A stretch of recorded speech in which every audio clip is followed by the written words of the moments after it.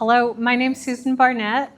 I am the Dick and Margaret Scarlett Curator of Western American Art here at the Center of the West for the Whitney Western Art Museum. Peter Hassrick was one of America's foremost scholar authors on Western American art. The Whitney Western Art Museum sustains his passion for innovative and creative public programming through the Peter Hassrick Public Program Series. For this fifth or sixth Peter Hassrick Public Program, we are thrilled to invite a scholar who is already well known to many of you. She served as the Whitney's curator from 2017 to 2014, 2007 to 2014, and oversaw the Whitney's complete reinstallation for its 50th anniversary. Mindy Besaw, PhD, is Director of Research, Fellowships, and University Partnerships, and Curator, American Art at Crystal Bridges Museum of American Art, where she's been since 2014. Her recent projects and exhibitions include Art for a New Understanding, Native Voices, 1950s to Now, Cross-Pollination, Martin Johnson Heed, Thomas Cole, Frederick Edwin Church, and Our Contemporary Moment, that's from 2020, and Companion Species in partnership with the Museum of Native American History in Bentonville, 2020. Prior to serving as curator of Western American art at the Buffalo Bill Center of the West, she was a curatorial associate at the Denver Art Museum. She holds a PhD in American art history from the University of Kansas. So Mindy's most recent project, and what she's going to talk about with us this evening, is Knowing the West, a traveling exhibition she co-curated with Jami Powell.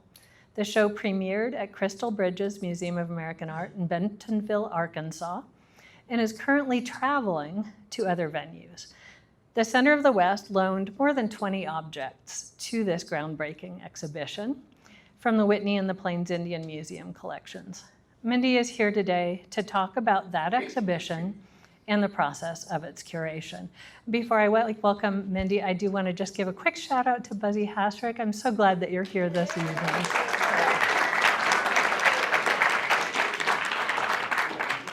So I'm really pleased to welcome Mindy Besaw.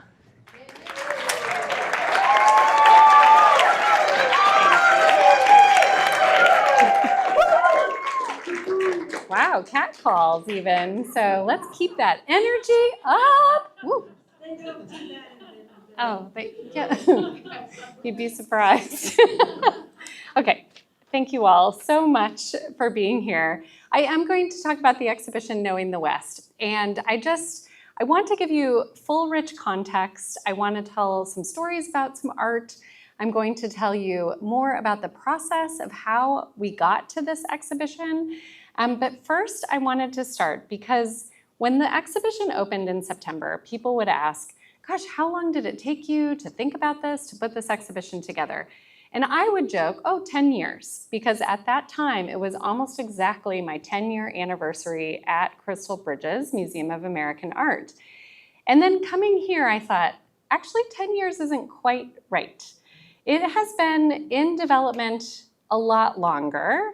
And many of you in this very room have been part of how I think about the American West. And so many of my mentors, even before here, and Denver. Denver is where I first met Peter Hassrick, and all of the others that have been so inspirational to the way that I think about the West. Ann Daly, Joan Tricoli, some, of course, who are no longer with us. Here, the enthusiasm of Al Simpson, of Daniele Bodini, who said, let's go shopping. You know, all the things that I think, wow, the advisors, all of the advisors here, thank you so much for everything that you did to challenge me, to advance the way that I thought, to maybe even, add some nuance and texture to that.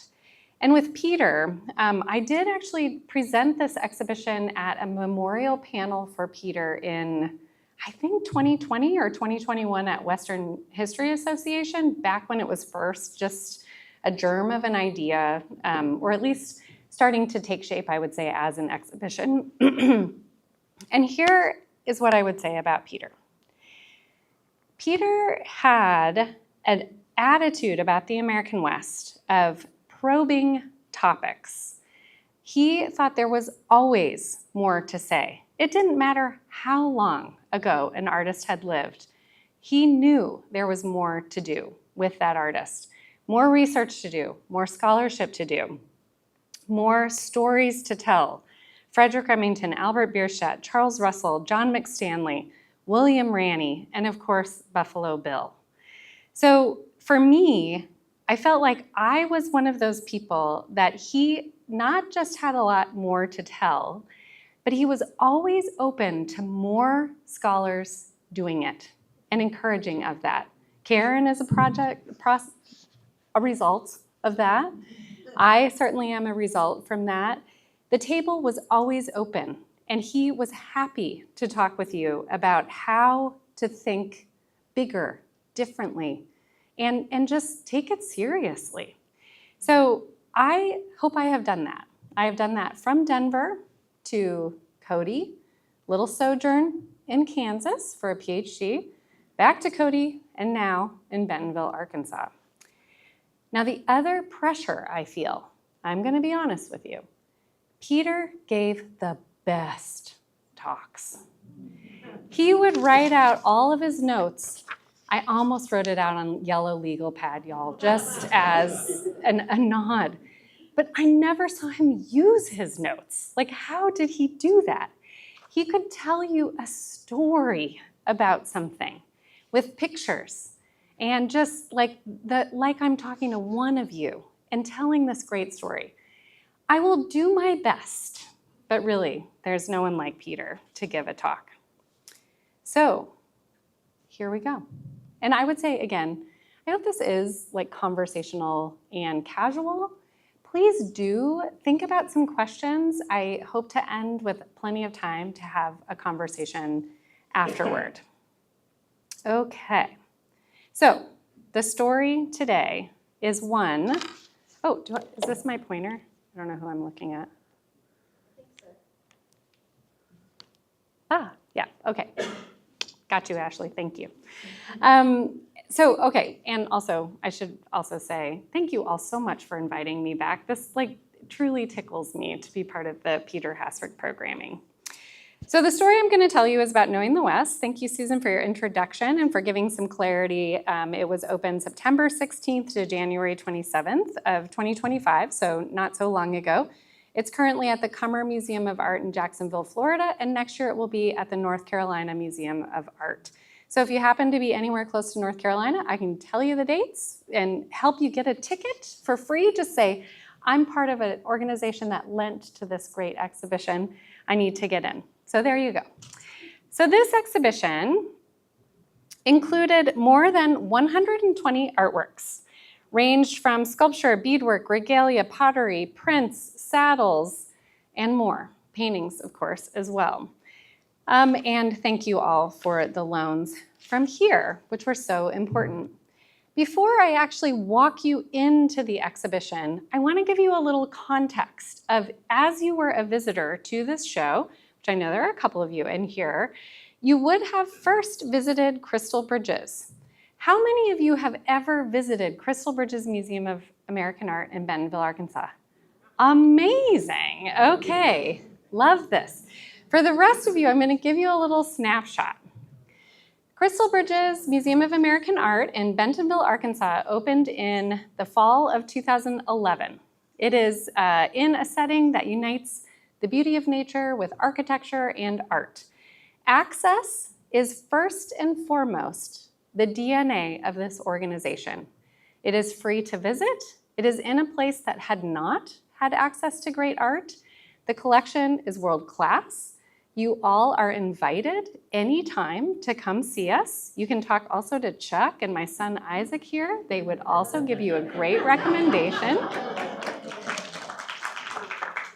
The museum is on lands really managed by, thought about, and cared for by Caddo, Quapaw, and Osage peoples, the land and the water. At Crystal Bridges, we recognize them as well as the many indigenous caretakers of that land and water. As I said, we're quite dedicated to architecture. We are in a town of about 50,000 people. Maybe at last count, it might be up to 60,000 people.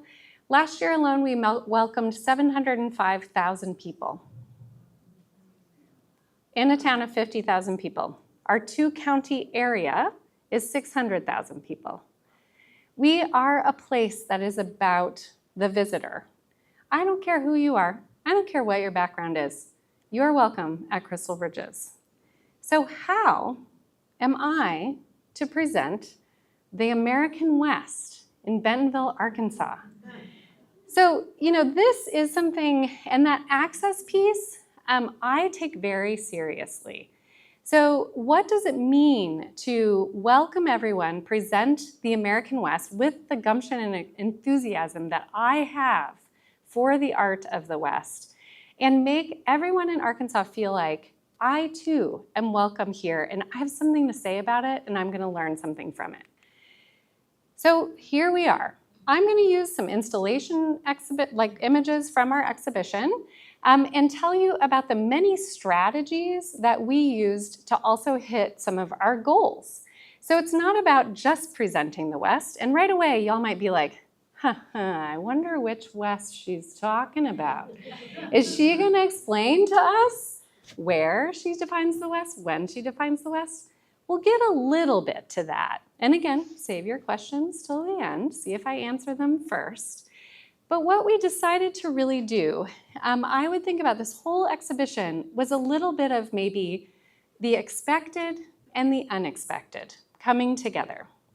The title wall might be one particular example. Monument Valley, couldn't resist. But have you seen Monument Valley in lavender? That expected and unexpected. Knowing the West, the colors, we had a brilliant graphic designer on this project, great team. And then the other thing I hope you'll notice, a few things in just this slide, and I know it's a little hard to read. The space was really dark because we had many objects that were very light sensitive, so even the exhibition images are can be a little bit hard to see. So hopefully you've noticed some questions. How have images shaped your view of the West? How do you know the West? What does the West mean to you? These are questions we asked right away from the visitors, and that was meant to kind of set a stage. This is a conversation. The other thing I hope you'll all notice, and I always forget this because it's just something we've done at Crystal Bridges since 2018. Anything else unusual about those questions? We present everything in English and Spanish. Again, we're about access, and so it is about welcoming broader access to individuals, and that is the second most spoken language in Northwest Arkansas. So that was where we went with that. So you walk in, this wall that you're seeing curved to the left is actually curved. So like a panorama, curved around you. And that panorama is meant to guide you and land you right at this first object. This is the first object that you see in the exhibition. By Joseph No Two Horns, a Teton Sioux Hunkpapa Lakota artist, a winter count from about 1922. And this was approximately 8.5 feet wide, so a quite commanding winter count on muslin. This was one single image captured a history, a story of this particular group of people, so of his community, from 1785 to 1922. So 1785 starting in the upper right corner, snaking its way around all the way down to 1922. So for many of our visitors, this was probably the first time they saw a winter count. Other visitors knew what it was, but what the whole purpose of first introducing the winter count as your first object, and again, that curved wall made you turn behind you and see this on its own wall, was to orient everyone to the West. Well, because we wrestled as a team, how do we define beginning and end parameters of this exhibition? How do we define the dates that we're finding the exhibition objects for? And someone said, well, what if we use a winter count?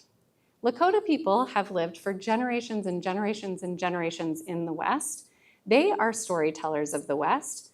Of course, by no means the only people recording these histories, but recording a history in a way that's very visual, that captures a certain amount of time, that is captures interest.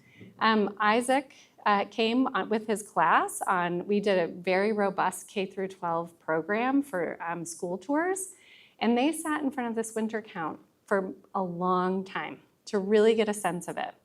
So visitors were asked to think about history, not perhaps only as the way that you see it in a textbook, as a chronology, as a single perspective, but rather what if we do think about history from this Lakota perspective, when each year could certainly be a year of a leader's death or a conflict, but it might be a year that the stars fell, that there was a meteor shower.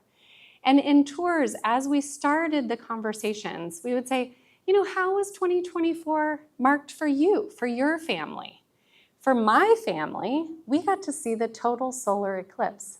I have never seen that before. That, more than the election, let's face it, elections happen every 4 years, the solar eclipse was not anything I had ever experienced before. That would be the picture I would put in my narrative.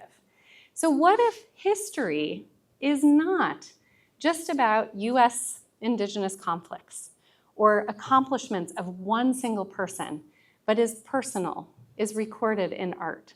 So this important kind of introduction and framing was how then the whole rest of the exhibition was built off of this single object. Okay, so now I've introduced you to the exhibition. How did we even get to this wonderful winter count as the centerpiece? I, by no means, curated this show by myself.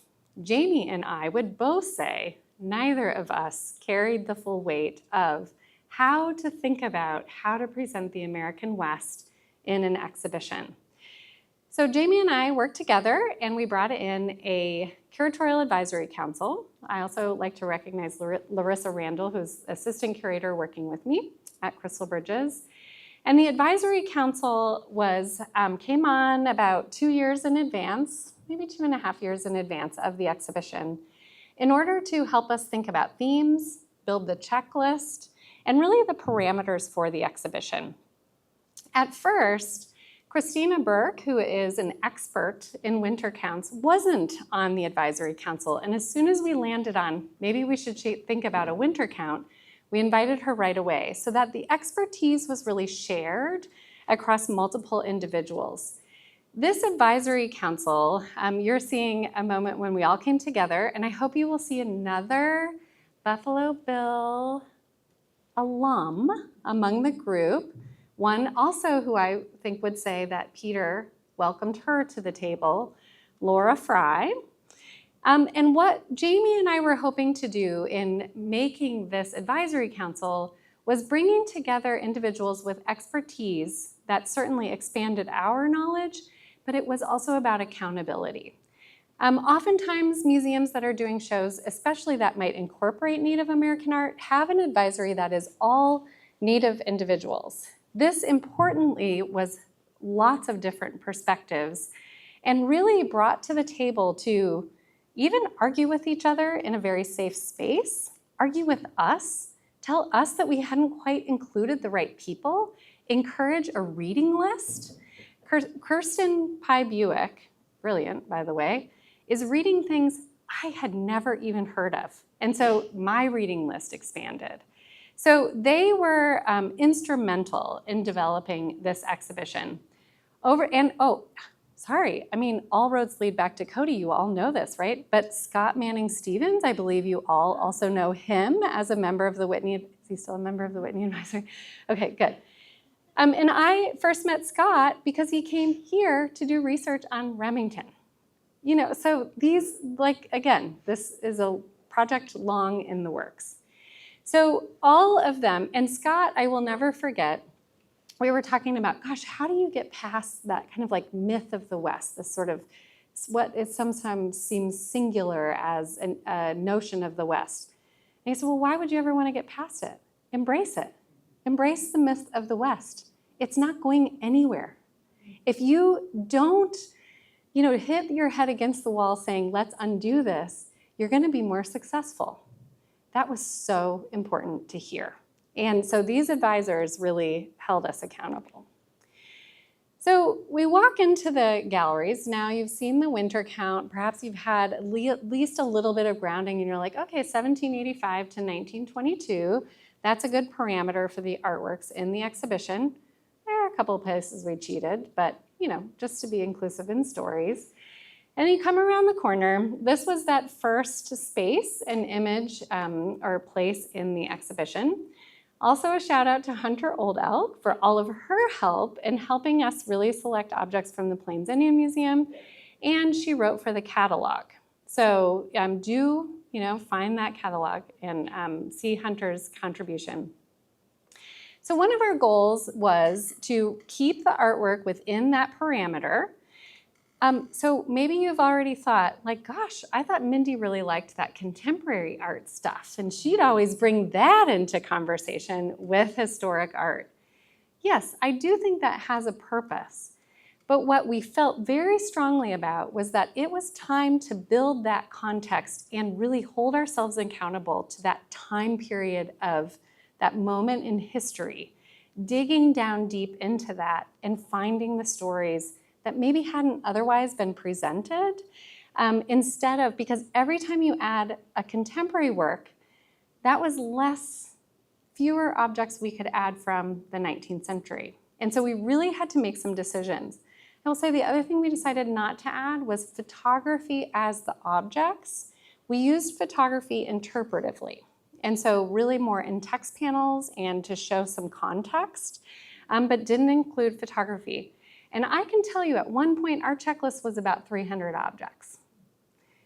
It was hard enough to get down to 120 and didn't want to dilute anything. So the exhibition was organized into 3 large kind of sections that were a little more thematic, a little more conversational. And so I'll walk you through those. But I wanted to mention one of our goals was to show how relevant the West is today, and that these objects, while they might be 100 years old, are very much alive and very much a part of contemporary society. And so what we did was some interpretive panels, and where I pulled out Hunter's quote, and some of these came from our little exhibition text. It was the book, the catalog, and some of the essays in there. So Hunter had shared an image, one from the McCracken Research Library, which is the image on the left in the bottom. You're kind of seeing the lance case. This is from your collection, the Crow lance case. And then the image on the left there is a historic image from the early 20th century from the McCracken Research Library. Thank you, McCracken. And on the right-hand side, that is a photograph of Hunter's aunt taken by her partner from Crow Parade, showing these lance cases as part of regalia today and that continuation. So in Hunter's, words were what were on the wall, not my words. It was Hunter that was telling visitors, these are lance cases used today, and this is my aunt. That first section we asked, whose stories of the West do we know? And in that conversation, and I should say something about the tone, all of you know the West, and I know that because we're sitting in Cody, Wyoming. However, everyone does know the West. Whether you've lived there, you love movies and John Wayne films, maybe you're more of a Cormac McCarthy kind of person, fine. But you have an image of the West, or you know the West. And what I'm saying, and all of you in this room know it slightly differently, every single perspective that you have is exactly the starting point for this exhibition. What might happen by the end is you think, I do know the West, but gosh, I didn't know that. And we went with that title, Knowing the West, to also recognize many ways of knowing. I might know the West, yes, from living in Denver, living here, but also because I'm a big art history nerd and I read a lot of books about it. Someone else could know the West because they come from a tradition of oral histories, and that is just as valid. Any ways of knowing is just as valid. And so that is that, I mentioned Crystal Bridges is all about access and inclusion.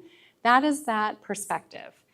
So when we ask whose stories of the West do you know, the first kind of description under that, and I'm not telling you the answer to this. This is the other key.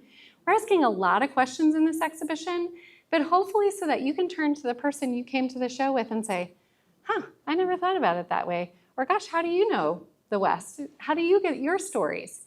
We had to rewrite all of our interpretation to be less didactic and more conversational. All of you, many of you know of the exhibition, The West as America, at the Smithsonian American Art Museum, 1991, was very controversial. I believe the reason it was so controversial, and I think others would agree, is that the interpretation said to anyone that walked in the door, whatever you think about the West, it is wrong. And I'm going to tell you what it is for real.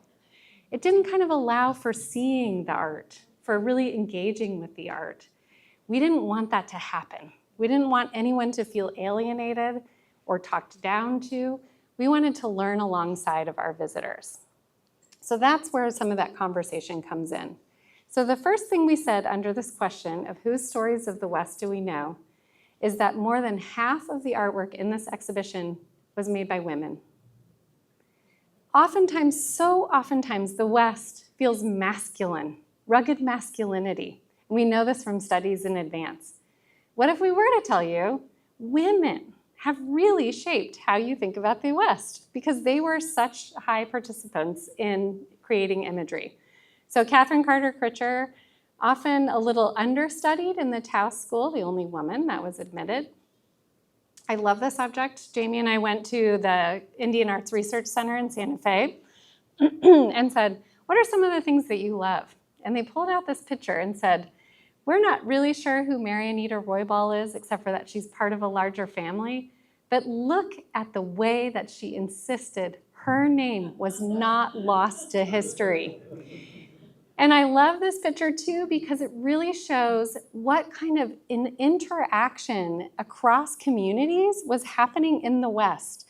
Mary Anita probably did not normally make pictures, and so whoever maybe asked this of her, she's taking the same styles from the San Ildefonso Pueblo with the kind of color on the bottom, that matte color, and painting the same colors, but making a form that was very European. So these kinds of visual interplays of multiple cultures were really fun for us, really tickled us.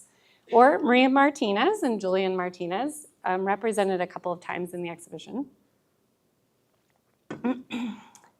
Another strategy that we used to introduce maybe ways of thinking about the West that might be new to some is, again, pulling on some of that familiarity. So we had this great Albert Bierstadt on loan from the Gilcrease Museum in Tulsa, big monumental Sierra Nevada painting. And in the exhibition, what we really wanted to do is show how when Bierstadt went to the West, he met many Native people, even though the painting that he's showing us is unpopulated. There are little deer in there, probably to show just how operatic the landscape is. And it conveys an idea that these were lands open and ready for settlement. But Elizabeth and her daughter, Louise, they're working right around the same place. They're gathering materials, creating baskets, remarkable baskets with lids on them oftentimes, making work in the same place where Bierstadt is finding inspiration. How does the land translate into both of these artworks? Now, how do I think about this as a curator? The baskets are this big. The Bierstadt is this big. How do I say, please, it's worth your while to take a closer look at that basket? Well, this is what we did. You could not see the Bierstadt without seeing those baskets. You couldn't sneak behind it. It was only about this close to the wall. We did have to put little, guardrails there. The security was like, Mindy, can I talk to you about something? Yeah, what do you need? couldn't you have hung that painting a little bit higher or moved those pedestals out? And I said, well, why would you want to do that? Oh, people are just going to jump over that. It's such a hazard. And I said, can I tell you a story? Sure. So Albert Bierstadt not only would have encountered Native people, I am positive of this, he collected art when he was there. He collected it. He brought it with him to, where was this painting painted? Come on, Bierstadt fans. New York. 10th Street Studio, New York, New York. Went back there. Okay, I'm gonna go past and then I'm gonna come back. This is a photograph of his studio. You can see his artwork, and this is thanks to Laura Fry, who put this in her essay, and I was like, whoa, mind-blowing. If you were a patron of Albert Bierstadt, you would walk into his studio, you would look at his artwork, all surrounded, almost overwhelmed by Native American art. Yes, of course I know what he was also doing was showing he was there. It's authentic, right? He's bringing his authenticity. But this is also the very conditions that someone would say, yeah, I'll buy that for $10,000, right surrounded by it. What have we done in museums ever since? Put them on their own, all by themselves. What we are doing here is building that context back into how patrons would have experienced Albert Bierstadt's artwork. So this is what I'm talking about. Like, instead of relying on contemporary artists to come in and say, I'm going to intervene, I'm going to, bring my perspective, what if we have to do the work and bring those perspectives back and then bring them back to our visitors? And I will say, no one tripped over the baskets. No one knocked the painting off the wall. And every time someone asked that question, the guards said, let me tell you a story. And they got to see this fantastic Louisa Kaiser basket from the Philbrook, which is just a remarkable example. So we used maybe exhibition practices that are not common to spark dialogue and conversation. And this was also in that first room. So you are really introduced to a lot of information in that first space. And then you're like, ooh, I wonder what's going to be around the corner. Well, saddles. I never thought I would curate an exhibition with saddles in it. Not just plexiglass, because that makes sense with pop art. Good job, Susan. But saddles. So this came from one of our advisors, Michael Grauer at the National Western Cowboy Hall. We'll just say Cowboy Hall. That's how I know it. And he said, you're talking about showing exchange across cultures and time. Mindy, you can do that with 5 saddles. And I was like, that's great to know, but I don't know anything about saddles. Can you select 5 saddles that would work? He said, yeah, no problem. So here we have a vaquero saddle, a caballero saddle, a crow saddle, and that beaded saddle in the foreground is a Lakota cover. It's a beaded cover to a Western saddle. There's your martingale from the collection. And really talking about cultural exchange and influence across cultures without having to kind of spell it out, just really that concentration of saddles. Here's just one example close up because it was very special, a really embroidered, just lovely, lovely saddle. And then what we were hoping to do is not just show vaqueros as depicted by an artist like James Walker, but how do you show the art of vaqueros by vaqueros, not just paintings of them? There are so many lines of research that could be continued in this, but that vaquero saddle was so important. And then you see that silver horn there, and then of course you see it on the saddles that are kind of sitting around as sort of decoration and context in James Walker's great painting. I also want to mention that another way that we really engaged with community. So the Curatorial Advisory Council was a national group. There were 7 of them. And then we also worked really closely with our local community and stakeholders. So early on in the process, we invited stakeholders for dinner. And we put them at big round tables and we spread out amongst everyone and said, what do you think? Is Arkansas the West? What do you think about if we brought a Western exhibition here? And they knew that they weren't choosing objects for the exhibition, but they were going to contribute to interpretation and also programming. So one of the individuals that I got to know quite well and who is such a kick is Jediah Kirsch. Now, you all happen to have a painting inspired by her right out there. It's this. So Jediah was part of the community stakeholders and got to know her. We did some videos. So you can see this is her featured in the video.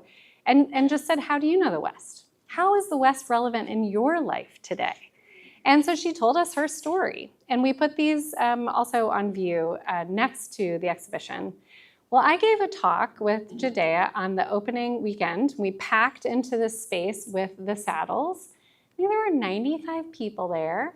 She was like, hey, Mindy, can I bring my rodeo queens? And I'm like, yeah, sure, that would be great.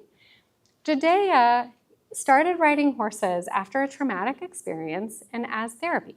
And her therapist said, if you can control this 1,000-pound animal, you can accomplish anything in your life.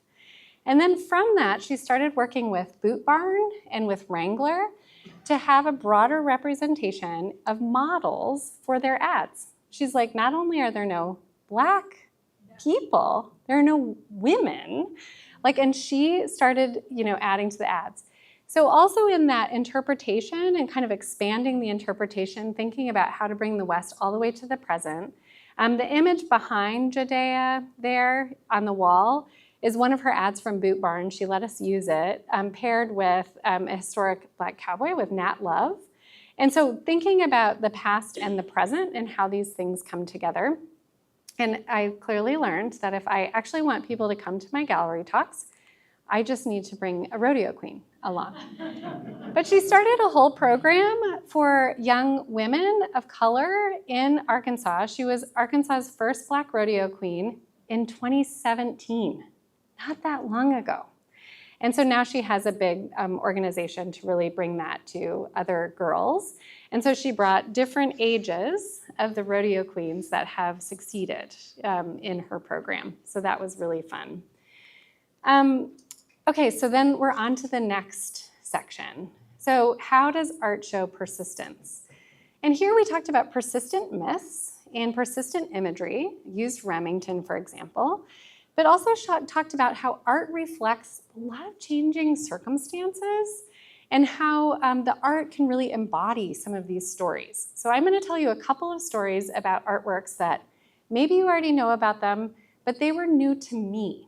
And so because they were new to me, I always think maybe there's someone in the audience that doesn't already know about these works. The first is a group of, again, this came from one of our advisors. Mindy, I think you really should look into H. Wilson and Company. H. Wilson and Company, we borrowed 3 of these vessels from the Museum of Fine Arts in Houston. H. Wilson and Company was made from Hiram, James, Wallace, Andrew, and George Wilson.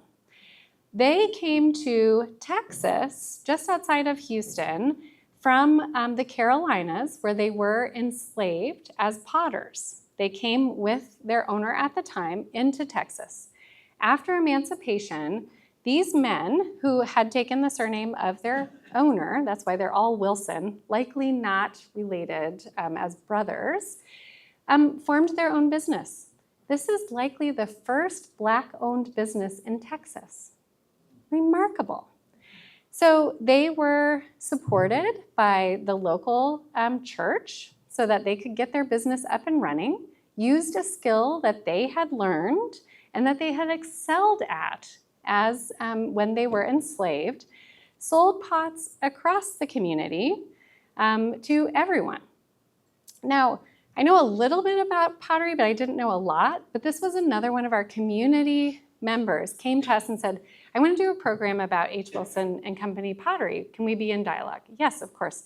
So we had a program, and he knows a lot about pottery, and especially Arkansas pottery, and he was telling me about those butter churns in the back, and specifically those tiny little decorative handles. He's like, you don't need handles on that, and this isn't a normal butter churn. There are all these little details that the artist changed the form because they could. because it was fun, because it was beautiful.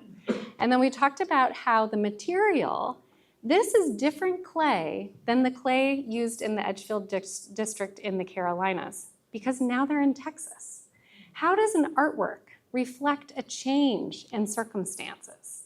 So that was one example. Another I would present is these Modoc basket caps. And so we're kind of, playfully thinking about how oftentimes the story is the West was created from east to west. What if there was relocation, for example, for the Modoc people from present-day California after the Modoc Wars were relocated to Quapaw Nation in northeastern Oklahoma. And these women were asked not to carry on their traditions, and then they also had to go to church. So the Indian agent started to observe, and these were collected by the wife of the Indian agent at Quapaw Nation. We visited the Kansas City Museum, and the collections manager was like, well, let me show you a few things. Pulled these out, and we were like, hold on, what are these? Tell us more. So the Modoc women had moved, and we have little snippets of their names. Alice, who was the wife of Steamboat Frank, and then this other one was made by the widow of Captain Jack. So we don't have their full names, but those little snippets are really important. So they started wearing these to church, and the Indian agent said, oh my gosh, this is wonderful. They're taking their best dress, and they're wearing it to church. What they were actually doing is pulling forward their traditions that they were told not to do by wearing that to church, that quiet resistance. The objects themselves carry, again, change in circumstances. All of the reeds, the brush, the material they would have gathered in California, very different in Oklahoma. So the objects are made with different materials. And the blue that's woven in there is fabric, likely wool or cotton. And the conservator that was unpacking these objects with us, she said, Mindy, come here. Do you see that blue color? I said, yes. She said, that's the blue of those Army-issued blankets. Imagine if they were unwoven, repurposed, woven into these hats and worn to church. How does art show stories of persistence? To me, this is a great example. I could tell you 120 stories with 120 objects. I won't. But some of the lenders, other lenders, you all including, but others too, were so generous with the stories that they knew about the objects. For example, only know the name Miranda. This was a woman who was asked to make this weaving for the World's Fair in 1893 in Chicago. The Women's Club in south of Denver had asked her to make it. And they also can place it because of that backward L brand on the horses. These sort of like dachshund-looking horses. Just wonderful stories. What we also wanted to do and what was important to us was to bring our audience along on who wrote the labels in this exhibition. We had another label, how does NAGPRA inform the work of this exhibition? NAGPRA regulations and the changes to those in January of 2024 caught us a little off guard because all of a sudden Crystal Bridges was accountable for asking for permission from communities to exhibit artwork. Even if we didn't own it, it now became part of our responsibility to build relationships with those communities. Already from the beginning, we were really leaning into especially Indigenous objects that were made for the market, that were made in reservation times, and that really showed, again, that kind of rich exchange of ideas. So it didn't impact the checklist a lot, but it did impact the checklist a little. And so we just told people, this is what we did, this is what we believe at Crystal Bridges. Thankfully, we brought on a curator of Indigenous art during the process of this long exhibition. Jordan Poorman Cocker started with us in just about 2 years ago now, and she is also now our NAGPRA officer. This was not something that Crystal Bridges had had before because we don't have a rich collection of Native American art. Most of our Native American art is made after 1980, Fritz Shoulder and on. So that was important. We also had a label that said, who wrote the labels? Because we had many authors write them. It was to re-emphasize that the West is a place of multivocality, that lots of people have really good, smart ideas and observations about the West. And then when it wasn't an authored label, and it actually set it on it with a red band across the top of the label and identified the person, we said, well, then it was written by the curatorial team of Mindy Besaw, Jami Powell, and Larissa Randall. So everyone knew exactly who wrote all of the labels. It wasn't just some, abstract notion of institution. And then we also chose to say, for those artists that we no longer knew their name, we decided to say, and this was at conversation with our advisory, artist once known. And that was to say, not unknown artist. By no way were these artists unknown in their community. They were celebrated for their skill. Just because the person who acquired that object and did whatever didn't record her name, it doesn't mean that she was unknown. And so it was really to give personhood back to all of the people who made the artwork. Now, if you're a hardcore art historian from Harvard, you might have problems with this. I toured someone through the exhibition, and he just was so upset that I had said that term. And I said, not just me, this comes from a lot of people, and what's your deal, man? And he said, well, you wouldn't, if you were a saddle maker, you should say like maker unknown, not artist. And I said, oh, no. We're calling this an artist. He happened to be touring with a Renaissance scholar from the University of Arkansas. And she said, wait a minute. The guilds for saddle makers and painters in the Renaissance times were the same. These hierarchies that we assume are just invaluable. They don't work. It is far better to kind of see the humanity in that.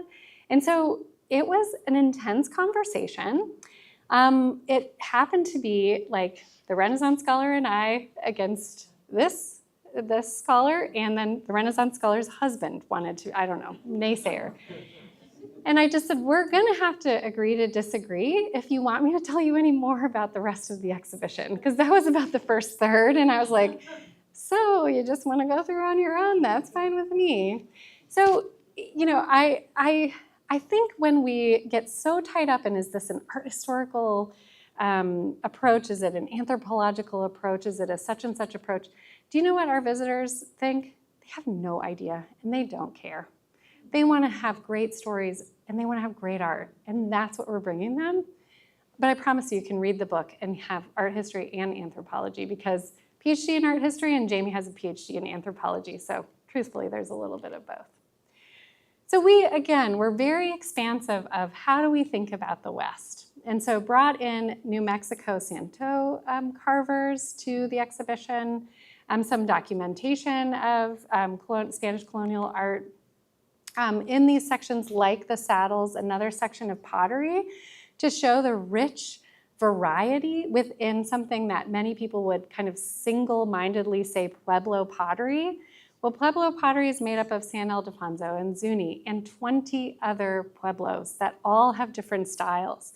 So if we can put them together, we did a little I Spy here, perhaps we can help people see variety within a single form, like pottery. I also want to talk about one other experiment that we did to inform the interpretation for this exhibition. In the summer of 2022, we took over a very small gallery at Crystal Bridges, and wasn't my idea actually to paint it bubblegum pink, but we wanted to delineate for our visitors that this was an experiment. You were actually going to contribute data to an idea that we had. So it was bright bubblegum pink with 6 paintings. The James Walker, the Hennings, a Custer, Remington Nocturne, a Russell. And within that space, we did 3 different renditions of labels. And what I was trying to learn was, can the way a label is written inform how someone sees and thinks about an artwork? And so we started with a kind of biographical take, and then we went a little more extreme and said, I think for this, the Hennings painting, well, because we had word association. So you see that tube of pom-poms? So guests were, after they had this big wall of Post-it notes on the outside where they said, when I think of Art of the West, I imagine. And then they could respond. We had 24,000 responses. My intern that summer was like, I hate you. This is the worst job I didn't know I signed up for. Because not only did she help us take the penises off the wall when that was just a fun response, but also helped to categorize all the different, and we have a wonderful data strategies team, so I use their knowledge, expertise, and research all the time. So they had my Post-it note activity, and then inside this pom-pom thing, there are tubes next to each painting. And each pom-pom corresponded to a different word. Nostalgia, romance, colonial, fantasy, truth, violence. And so visitors could vote. Oh, Schreivogel was the other painting. That one won hands down for violence. But Hennings, people voted truth more often than anything else. And so we started to see that early on. And even though the label said, you know, this is a kind of composite, this is really a beautifully composed painting based on his time with at Taos. So I moved the label over to something that said, this is a fantasy. And just to see if we could influence the labels. Here's the thing. No one wants to be told how to look at art. And in a focus group, people said, why would you, this label is so offensive to me. It's not as if I said, you know, did you know Hennings was a murderer and went to jail? Or, you know, like it was nothing. He wasn't, by the way, sorry. But it was just to, you know, kind of test, could we take people into a different way of looking at art? Could we bring some different kinds of criticality? And so we did some focus groups too, and just realized, like those groups of saddles, the groups of pots, the groups of objects together, we could not tell people there are many different ways of making a pot. We had to show them. We couldn't use the words. And also, who am I to say what people should do when they look at art? I don't care. And I need to let that go. That is why this is about conversation. That is why this is about bring what you know and experience it however you want. And that is great, you know? So that really influenced how we thought. This area was a space that Jami Powell was really passionate about. She said, when you're talking about nation building, and we might think, oh, Yellowstone National Park. National parks are nation building. That's this kind of image of America, of our country. She's like, what about Native groups? That nation building is about continuance, is about caring for that next generation, is about teaching the children, caring for the children. And so she wanted to do this group of cradle boards, again, from many different places, many different tribes. I hope you see 2, 3 right away, that you're like, oh yeah, those are from Plains Indian Museum. If I can get this work. This one, and this one. And so bringing together cradle boards and talking about how important building that next generation is about a nation. That's about continuing and nation building. And then we did another level of interpretation. We had 5 different audios that were presented on an iPad. They were presented on an iPad because we also have closed captioning for all of our audio labels. And so you just hit play, and this is Jordan Portman-Cocker, our curator of Indigenous art, talking about the Kiowa cradle board. She is Kiowa and was really inspired by this particular cradle board, and she knew all the stories. And so people could listen to that. And so it's not just about reading the different voices, it's about hearing the different voices and perspectives. You know, and toys. So McCracken also lent to this exhibition. We got the Buffalo Bills, the Wild West paper toys. And so we had this wonderful doll from the Kansas City Museum in conversation with the toys from the Buffalo Bill Wild West to really show this is about teaching those next generations through toys. We did have objects that are many different ways of thinking about nation building, like Frederick Remington's Bronco Buster, and I should have mentioned, I mentioned at the beginning, the color choices. So when we sat down to talk about what would the look and feel of the exhibition be, and I said, please don't do like turquoise, browns, and terracotta. So this orange kind of color that you're seeing on the slide, it was actually, I think it was even called like Tutti Frutti. It was this like vivid pinky orange. But do you know what looks so good on that? Thomas Moran. Oh man, did we have a spectacular Cliffs of the Green River just popped right off of that wall. Not sure the Amon Carter, they were like, whoa, we've never seen it on that color before. And I said, but maybe you want to take this color back with you. So it was important to kind of stop people from those expected ways of seeing. We did bring Sally James Farnham in. Many of you know the story of Sally James Farnham, but for our audiences, totally unexpected. And come to find out, Sally James Farnham's great-grandson lives in Bentonville, Arkansas. Just telling you, small world. This was an object that we used often for the real visuals of the exhibition because, again, it showed that real interplay of multiple cultures. So along the bottom of this Nez Perce saddle blanket, this is from the Cowboy Halls collection, is Chinese coins. So the Chinese coins would not just be beautiful to use, to weave in there, recognizing cultural exchange, but also they made a really lovely sound. And so if this was meant to be activated by sound as well, we did have a recording. We asked the Cowboy Hall to do this, like to jingle it. By no means we're gonna do that at Crystal Bridges, and record it for us. And so in the gallery, it would play the jingles every so often. And people would go, like a chime on a clock, it was great. And other stories, Chira Obata. The other thing we think about is how can Crystal Bridges expand the collection based on this project and this exhibition. We ended up purchasing and being gifted some Chira Obata artwork. So Obata came from Japan, worked in California, taught in California for many years, taught art. And early on in the 20s, he went through Yosemite, and his journals talk about being an immigrant and really trying to understand America by experiencing Yosemite National Park. And so he made this whole woodblock series back in Japan. So he took the watercolors, then went to Japan, made the woodblock series. And so we showed those and some of his drawings from his time in Yosemite. Now, the exhibition, here's one of those examples where the woodblock prints were made a little later in 1930, and if you recall, I told you that we went up to 1922, so in a few places we kind of scooched the timeline a little bit. But what we didn't include was the 1940s when Obata was interred as a Japanese American in Utah. Continued to paint the landscape.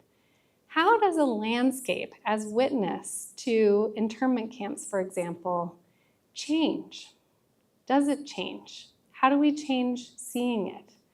So, these are questions that, of course, are more theoretical for lectures and other things because, again, the exhibition stopped a little bit before that, but it was an important inclusion. And we added it to the Crystal Bridges collection. At the very end, and whenever I would tour anyone through the exhibition, I would ask them at the beginning to give me a few words of how do they know the West? What comes to mind if you're just popcorning, the word association? And then at this very end, we had a small room and we asked, what surprises you about the West? And so I would ask people who walked through with me, what surprised you about this exhibition? Was there anything that, you learned new? And, and if people were kind of like fumbling, I'd be like, well, I hope that you just at least saw something that you really liked. But in this area, of course, we also included the great A.D.M. Cooper. We just really talked about how oftentimes the West can be this kind of mirage, this like trompe l'oeil, this fool the eye, and how much more there is to it beyond that surface. And I love using the Cooper. And really ended with these two women, Ida Sturchy, an artist I had never heard of before. This is in the Denver Art Museum's collection. This is 1919. And also when images of the West, and sometimes people would say dusty or dirt or, you know, kind of that dryness. I was like, this is 1919. And this woman visiting Taos and painting this very modern painting. And then Helen Green Blumenschein, oftentimes her father is much more known, Ernest Blumenschein. And this is Helen Blumenschein. This painting is about almost as tall as I am. A really kind of dynamic self-portrait. She's only in her 20s when she's painting this. She's kind of figuring it out. Here she is as a huntress in the West, you know, really kind of declaring her person, herself. So those were kind of concluding images. And I will just say, Crystal Bridge has also had so much fun with this show. Here, Isaac, are you even looking? Did you know you were going to make it into the show? So Isaac and Judea at the opening, you know, we had a local group come who does therapy with ponies, and you could paint the, you know, your handprint on the ponies out by the parking garage. And then for all of our programming, we would say, you can use this expected.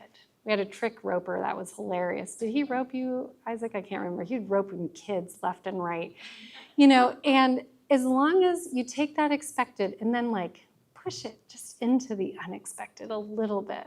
And so again, we had so much fun with the programs for the exhibition that really took it into the new place.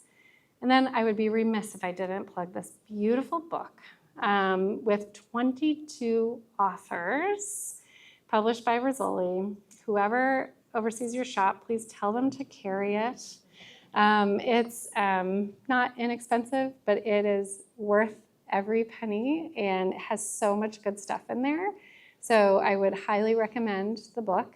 And again, the cover was meant to be sort of beautiful and a little unexpected. This is a corn husk bag from the collection at the Nelson Atkins Museum.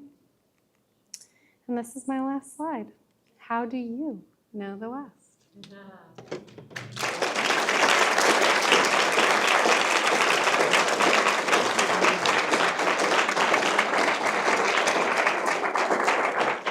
Okay, if you were keeping track, I had Bev print out like 18 pages of my notes. I didn't look at it once. Peter would be proud, I think, Fuzzy. There are like almost 15 minutes left if anyone wants to ask any questions. Yes? Did people notice that half or whatever percentage you mentioned were women? The question was, did people notice that they were women? Well, if they were reading the labels, then yeah, that half the artists in the exhibition were women. Isn't that what I said? If they were reading the labels, we mentioned it many times. And I don't know if everyone always knows that especially Indigenous objects are made, not always, but often by women. And we were really intent on not like falling back on binaries. Oh, the women artists are Native artists, the non-Native artists are men. And so really intentionally, like the Ida Sturchy, Catherine Critcher, Helen Blumenschein, we almost didn't have an Ernest Blumenschein. And it was a little bit like, if we're making decisions, what are some of those sort of ways of making the decisions? With Thomas Moran, we also had Mary Nemo Moran in the exhibition. And so making sure that we were really bringing in artists that could be unexpected. And I had a student was walking through the exhibition. He goes, "Can you tell me where the Moran is?" And I said, "Sure." And I brought him over to the Mary Nemo Moran, and he goes, oh. And I said, uh-huh, Thomas is over there if you're looking for him. But I do think sometimes it's about that kind of, kind of playfulness with it. And also like not taking ourselves so serious. And then people would ask like, well, how do you know that object, if you don't know the artist's name, was made by a woman? It's like, well, culture and tradition. And I have really smart advisors and a co-curator that knows these things more than I do. So, but I learned artists that I did not previously know, not just Indigenous artists that I had not previously known. And that was so important, like for me to be kind of uncomfortable and caught off guard as well. Then I felt like maybe I really could introduce new ideas. Yeah. Any other? Yes, Karen? Mindy, I love the feedback area where folks are writing on sticky notes. I'm wondering, with those incredible open-ended questions, did you capture answers to that and feed back out what folks were feeling about this larger questions? Great question. So the question was, kind of responding positively to the Post-it notes and the feedback. And that was that little experimental exhibition that informed the interpretation. Did we do any of that in the exhibition? One of the engagements in the exhibition that I didn't show you an image of, where we decided to go instead of a kind of standard, we often do like draw your West and see your West, is we did an activity that was, those rolls of paper that you often see in elementary schools that just cover the tables, for anything, the big, like they're this wide, big fat rolls. We had that on two of them on a big table, and we actually hearkened back to the winter count to say, how can you use art to tell your story? And so tell us your story. And we had a lot of stencils, so people could pick stencils.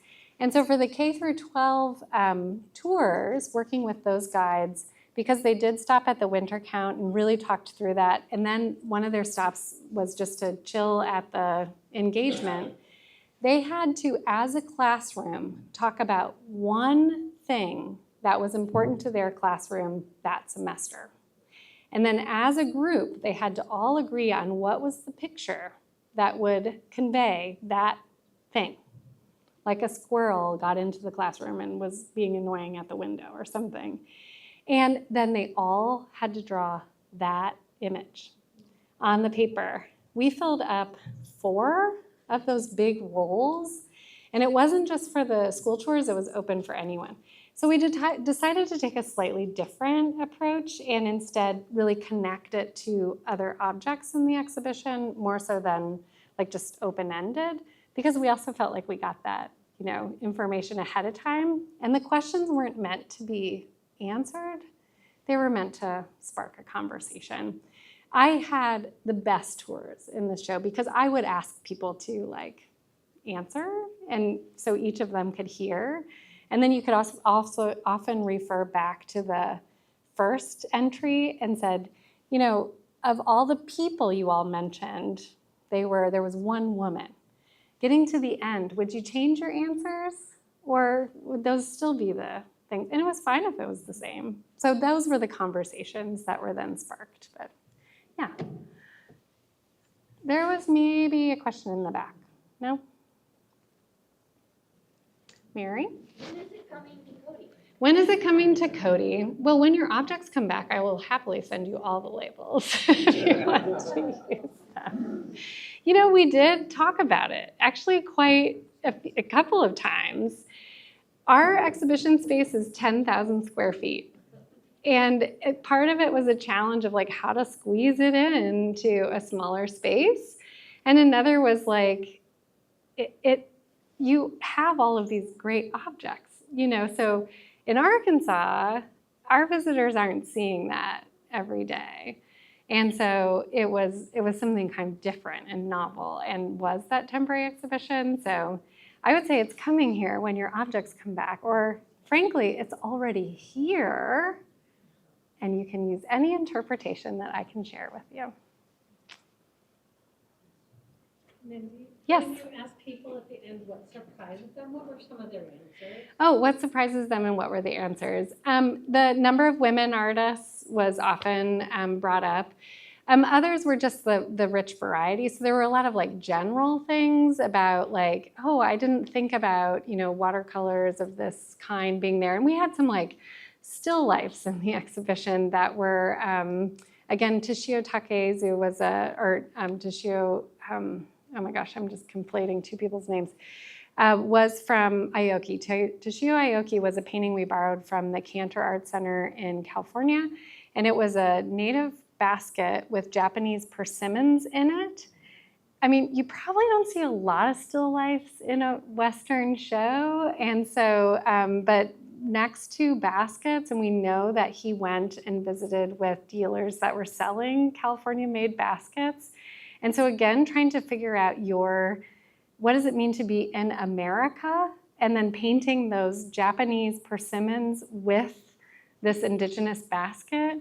So things like that would surprise people if they notice them. And then oftentimes what they would do is just tell me about their favorite artwork, which was fine too. It was a great example. So I think it was like a kind of overwhelming, like I didn't think about all these stories and not having it all together, because there was not ever a place you could stand and see only indigenous art or only non-native art all at once. It was always in dialogue. So that was another part of it. Yes, Bev. Well, I think, maybe I have a prejudice, but when I think of Western art, you guys are going to say, no, you're crazy. But I get shocked when there's a still life submitted to the art show. Ah. It doesn't, there aren't a lot of still lives. Are there? Or is it? You're crazy. You're crazy. No, but I don't mean landscapes. No. So Bev asked the question of like, Never mind. I'm surprised when still lifes are sent into the art show. Never mind. And then she says, never mind. But I'm going to change your question, or I'm going to answer it how I want to answer it. How's that? These kinds of assigning of categories, when I first got to Crystal Bridges, I was like, great. I have this wonderful opportunity to be like, Western art is American art, y'all.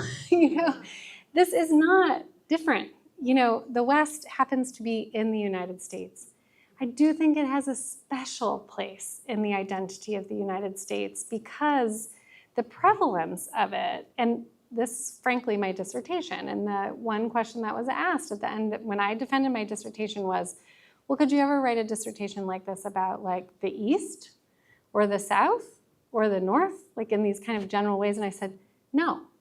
I think the West has shaped the way that we think about America in ways that these other regions, perhaps the Northeast, but by default, not by anything interesting, and sorry. But then why, if this is American art, can't it have still lifes? Can't there be abstract art?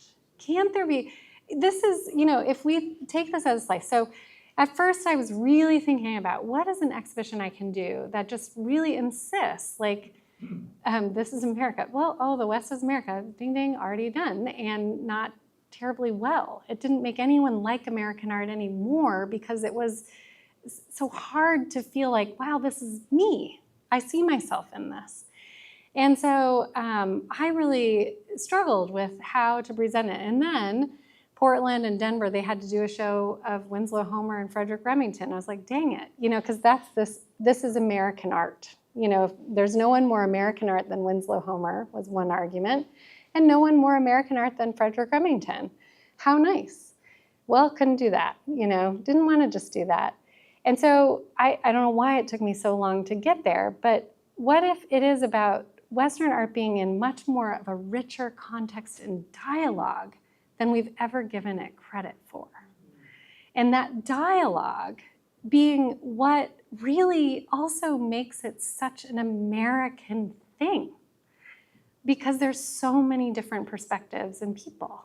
And so if you see this as more intertwined, interwoven, and essential to some of these definitions, wouldn't that be by default American art? Plus I work at a museum called Crystal Bridges Museum of American Art. So that just made sense to me. And we didn't have to get into the politics of actually Native people weren't considered American at this very time period. But what is more American than that encounter and that blend, you know? So I might leave it at that because that felt like my little soapbox. And then I can end with this thing that it's how do you take your passions, put it into a book, find money for this, of all things, you know, fundraise for an exhibition that was not inexpensive. But we got great support from the Terra, from NEH, never mind that they want it back, but, and from donors. This exhibition exceeded the expectations for fundraising at Crystal Bridges. And we had about 30,000 visitors for the exhibition, which is not our biggest, you know, blockbuster show at Crystal Bridges, but I would say it's nothing to sneeze at, that people came and wanted to see that. And now it's out on the road, and there's a great book. And thank you all for letting me come back and yammer on about this great project that really started here. So thank you so much.